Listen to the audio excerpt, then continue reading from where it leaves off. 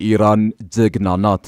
ይህን ያሉት ኢራንን በአጭር ሰዓት አንበረክካለሁ በማለት ሲፎክሩ የነበሩት ዶናልድ ጄ ትራምፕ ናቸው። በመጨረሻም ጋሽ ትራምፕ እጅ ሰጠዋል። ኢራን አልተቻለችም። ለብቻዋ እያሸነፈቻቸው ነው። የእንግሊዙ ታይምስ መጽሔት ዛሬ ባሰራጨው ዘገባ ትራምፕ ኢራንን ጀግና ሲሉ ማወደሳቸውን ዘግቧል። ኢራኖች ጀግና ታጋዮች ናቸው፣ ይበልጥ ደግሞ ጠንካራ ተደራዳሪዎች ናቸው በማለት ትራምፕ ለቅርብ አማካሪዎቻቸው ተናግረዋል ብሏል ዘገባው። ይህ የትራምፕ ኢራን ጀግና ናት ንግግር በተግባር እየታየ ነው። ይህን ጀግንነቷን ያረጋገጠ ዜና ወጥቷል። ኢራን ሁለት ዘመናዊና እጅግ ውድ የሆኑ የአሜሪካ MQ-9 ሪፐር ድሮኖችን አየር ላይ እንዳሉ አንድዳቸዋለች። እነዚህ የአሜሪካ ውድ ድሮኖች አሜሪካ እጅ ብቻ የሚገኙና ከራዳር እይታ መሰወር የሚችሉ ናቸው። ድሮኖቹ ከራዳር እይታ የመሰወር ጥበብን ታጥቀው ቢሰሩም ከኢራን ጸረ ሚሳይሎች ግን ማምለጥ አልቻሉም። ወዲህ ደግሞ ትራምፕ የኢራንን የኢነርጂ ተቋማት እመታለው ማለታቸውን ተከትሎ ኢራን የእስራኤልን የኒውክሌር ጣቢያ አደባየዋለሁ ስትል ዝታለች። ቴህራን አደገኛውን ካርድ እመዘዋለሁ እያለች ነው። ዲሞና ተብሎ የሚጠራውን ግዙፉን የእስራኤልን የኒውክሌር ጣቢያ እመታዋለሁ ስትል ዝታለች። ኢራን ከትናንት ሌሊት አንስቶ እስከ ረፋት ድረስ ስትደበደብ አርፍዳለች። ኢራንን ጨምሮ ትላልቅ ከተሞች በከፍተኛ ሁኔታ ሲደበደቡ አድረዋል። የፍንዳታ ጢስ አየሩን ተቆጣጥሮታል። እስራኤል እስካሁን ድረስ 5000 ሚሳኤሎችን መተኮሷ ተረጋግጧል። የአሜሪካ እስራኤል ምት የደቆሳት ኢራን ዲሞና ተብሎ የሚጠራውን ግዙፉን የእስራኤልን ኒውክሌር ማብለያ ጣቢያ እንደምትመታ በዛሬው ዕለት ስታለች። የኢራን አብዮታዊ ዘብ ባወጣው መግለጫ ለእስራኤል አጸፋ መስጠታችንን እንቀጥላለን፣ በቀጣዩ የእስራኤልን የኒውክሌር ጣቢያ እንመታለን ብሏል። ኢራን ይህን የኒውክሌር ጣቢያ ማፈራረስ የሚችሉ ሚሳኤሎች እንዳሏትም በማከል የተወደዳችሁ የአንድ አፍታ ሚዲያ ቤተሰቦች እስራኤል ኢራንን በከባዱ ደብድባለች። ይህን ተከትሎ ኢራን የእስራኤልን ኒውክሌር ጣቢያ እምተዋለሁ እያለች ነው። ኢራን ይህን የኒውክሌር ጣቢያ ኢላማ ካደረገች በአንጻሩ እስራኤልና አሜሪካ የኢራንን ፎርዶን የኒውክሌር ጣቢያ ሊደበድቡ እንደሚችሉ ተፈርቷል። ይህም ዓለምን ወደ ኒውክሌር ጦርነት እንዳያስገባት ተሰግቷል። ይህን ጉዳይ በዝርዝር እንመለከታለን። ቪዲዮን ላይክና ሼር በማድረግ ጥቂት ደቂቃዎችን አብራችሁን እንድትቆዩ ግብዣችን ነው።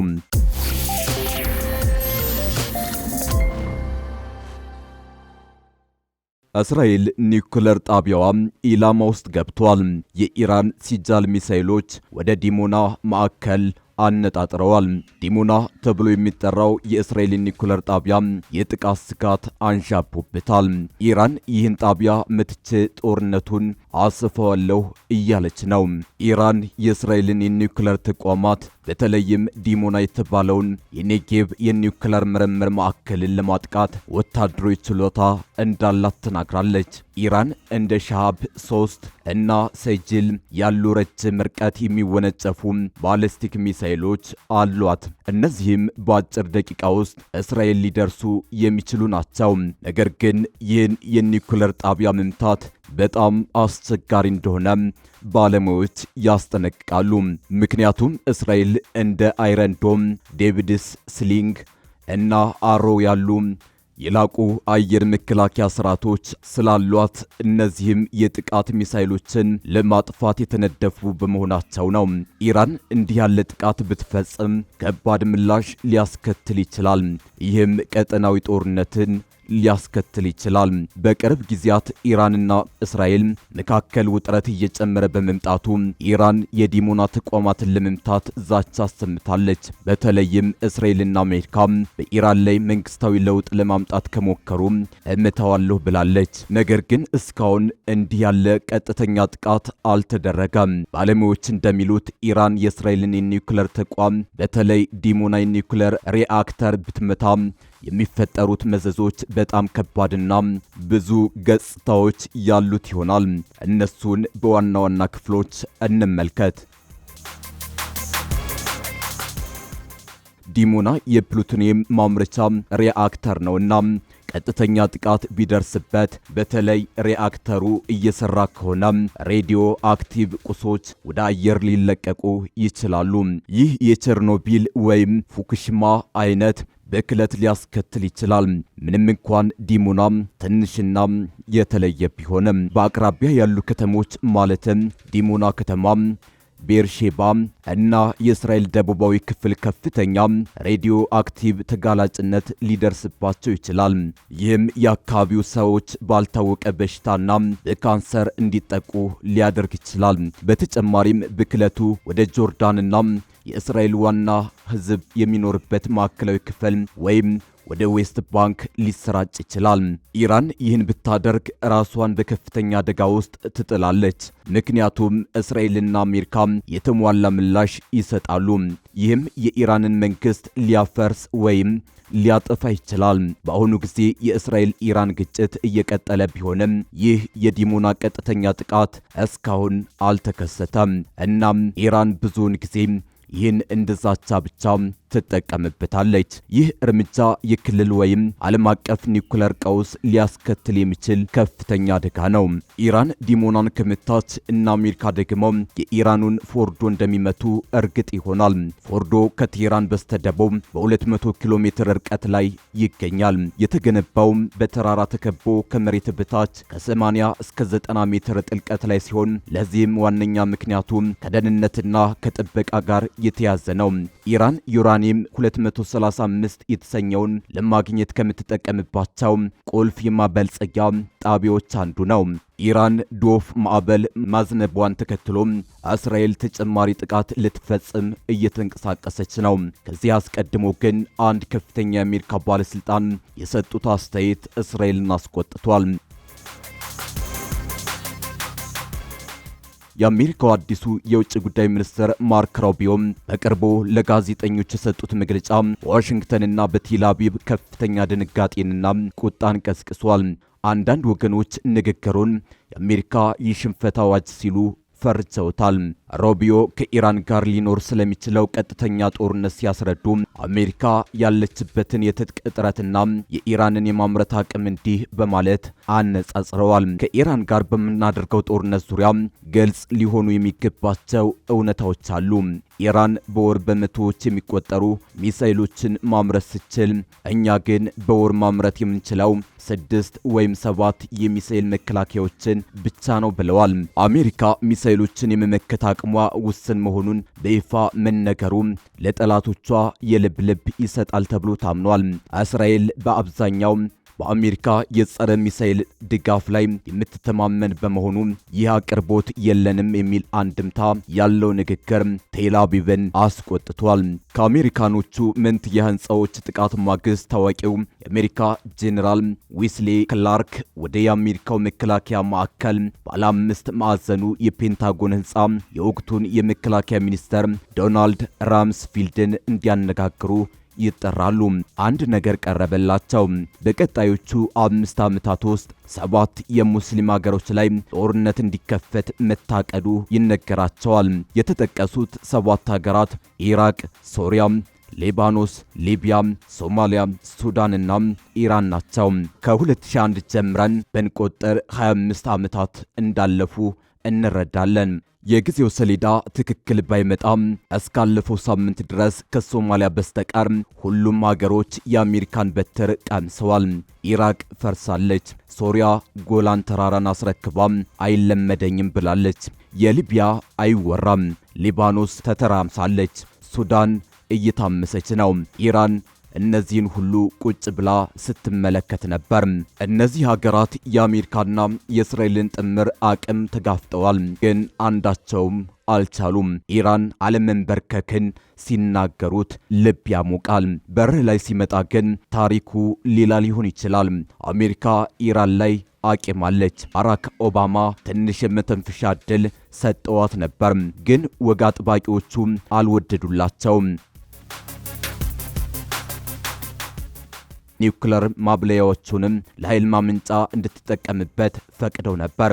ነገር ግን ጆ ባይደን ሲመጡ ነገሮች እየተለዋወጡ ሄደዋል። ትራምፕ በመጀመሪያው የስልጣናቸው ዘመን በከፍተኛ ፍጥነት በማደግ ላይ የነበረውንና አያቶላህ ተስፋ የጣሉበትን ሱሌማኒን አስወገዱ።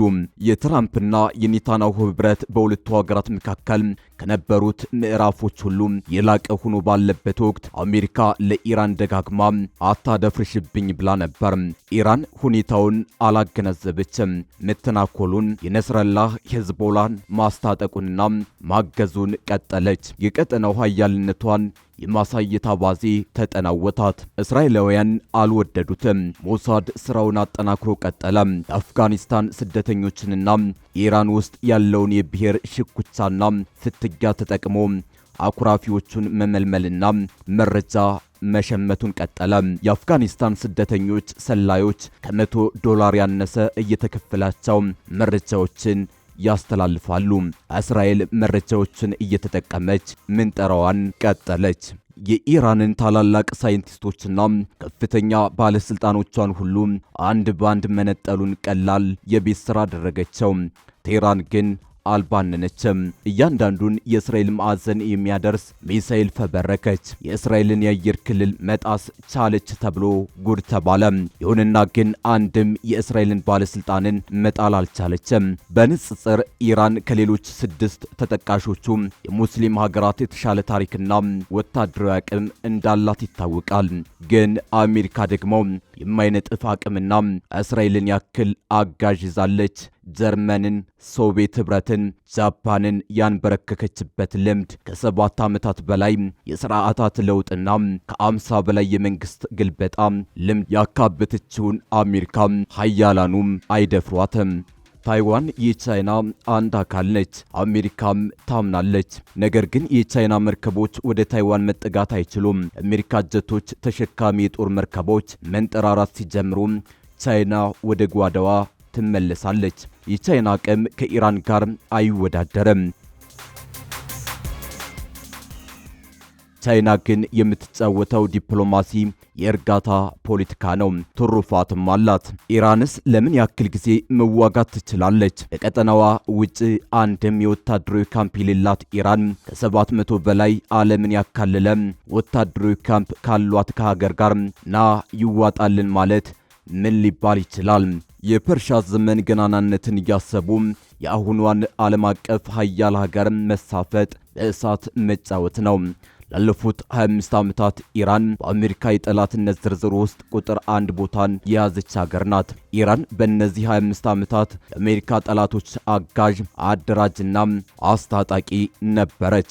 አሜሪካ መካከለኛው ምስራቅ ላይ ያላትን ፍላጎትና ጥቅም አላወቀችውም ይሆን? ያ ጥቅሟን ለማስከበርስ የት ድረስ የመሄድ ቁርጠኝነቱ እንዳላት ኢራን የዘነጋችው ይመስላል። ከቅርብ ዓመታት ወዲህ እስራኤል እየተከተለች ያለችውን ስትራቴጂ ማለትም መሪዎችን እያሳደዱ ከነስረላህ እስከ የሐማሱ የሀያ ሲንዋር ድረስ እያስወገደች የመጣችበትን አካሄድ የሚያከሽፍ የጥንቃቄ እርምጃ በመውሰድ መሪዎቿን እንኳ ማዳን አልቻለችም። በዚህ ረገድ የበላይነቱን የተቆናጠጠችው እስራኤል ናት።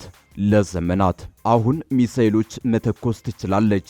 ግን እስከ መቼም? ከሆነ ጊዜ በኋላ ቁጠባች ትጀምራለች። እዛ መቀነሱ ትገባለች። የአሜሪካንን የጦርነት ወጪዎች ኤሚሬቶችና ሳውዲ አረቢያ ይሸፍናሉ። ኢራን ግን ብቻዋን ትቆማለች። ከዚያ በኋላ ወዳጆቿ ሀገራት ለኢራን መሳሪያ መሸጥና ማቀበል ቀላል አይሆንላቸውም። ጸቡ ከማን ጋር እንደሚሆን ግን ግልጽ ነው። ሩሲያ ትራምፕን ማስቀየም አትፈልግም። የዩክሬን ጉዳይ ይይዛታል። የአውሮፓ ህብረት ከመግለጫ ያለፈ ረብ የለውም። የትራምፕ አስተዳደር ጉዳዩ አይደለም። አፈጣጠሩና አሰራሩ የማን አለብኝነት ነገር ይበዛበታል። በርቀትና በቅርበት መተኮስና መዋጋት ይችላል። ኢራን ግን ሄርሙዝን ተሻግራ መዋጋት አትችልም። ሁሌም ሚሳኤሎች እየተኮሰች በራስ መሬት ላይ ብቻ የምትዋጋውና የምታሸንፈው ጦርነት የለም። ለዚህ ነው የኢራን መንግስት የቤት ስራውን ሳይጨርስና ግቢውን ሳያጸዳ ጦርነት ውስጥ የገባውና እስራኤል ላይ ሚሳኤል ሲያዘንብ የነበረው።